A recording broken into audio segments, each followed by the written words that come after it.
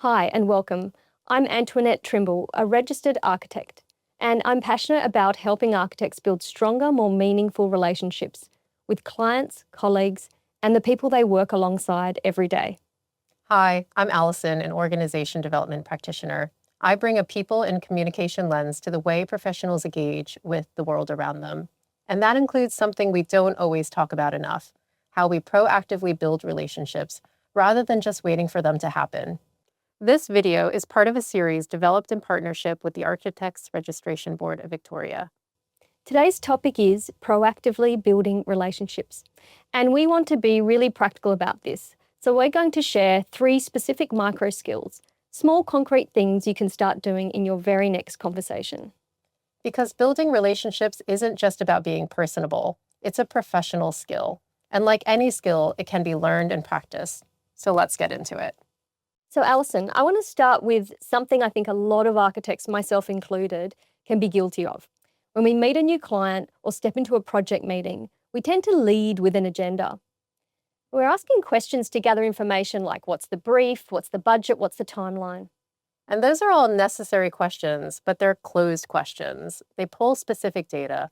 What they don't do is open a conversation up or give the other person a sense that you're genuinely interested in them as a person. So what does that shift look like in practice? It starts with the mindset before the question. Instead of asking yourself, what do I need to find out? You ask yourself, what can I learn about this person? And that small internal shift changes the type of question you reach for. So instead of what's your budget, you might try, what would make this project look like a success? Instead of how many rooms do you need, you might try, what is the way you live and work look like day to day? The second question gives you the same information and often more, but it tells the other person that you're curious about them and not just their requirements. And I think people feel that difference. Exactly.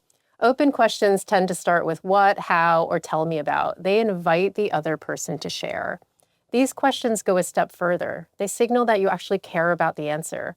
And when people feel genuinely heard, they open up. And that's where a relationship starts to form. And from a practical standpoint, as an architect, the richer the brief you can draw out of that conversation, the better the design outcome. So it's not just good for the relationship, it's good for the work.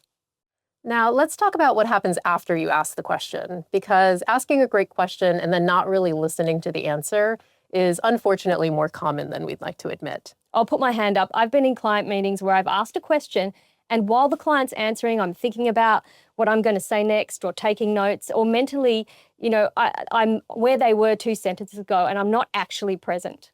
And that's very human. It's how our brains work under pressure. But the second micro skill is active listening, and it's about shifting from listening to respond to listening to understand. There are a few practical things you can do. First, notice when your mind starts drafting your reply while the other person is still talking. When that happens, just bring yourself back gently. It takes practice, but it becomes more natural over time. And the second thing? Reflect back what you've heard before you move on. Something like, so it sounds like what matters most to you is, and then check if you got it right. Even if you slightly missed the mark, the other person will correct you, and now you're in a real conversation. That act of reflecting back also signals to the other person that you were actually listening, which, as you said, is rarer than it should be. And in a professional context, particularly for architects, where so much can hinge on a client feeling understood, it builds an enormous amount of trust. It does, and it also slows the conversation down in a really productive way.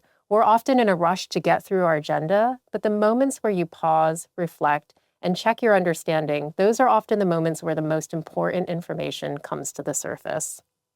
The third micro skill ties the first 2 together, and it's something Allison calls following their thread. Can you explain what you mean by that? Sure. So when someone is speaking, there are usually small openings, a word they use, a feeling they mention, something they say almost in passing. And most of the time, we let those things slide because we're trying to steer back the conversation to where we think it needs to go. So following the thread means pausing on those moments instead. It means picking up on what they offered and following it a little further before rushing. Can you give me a concrete example?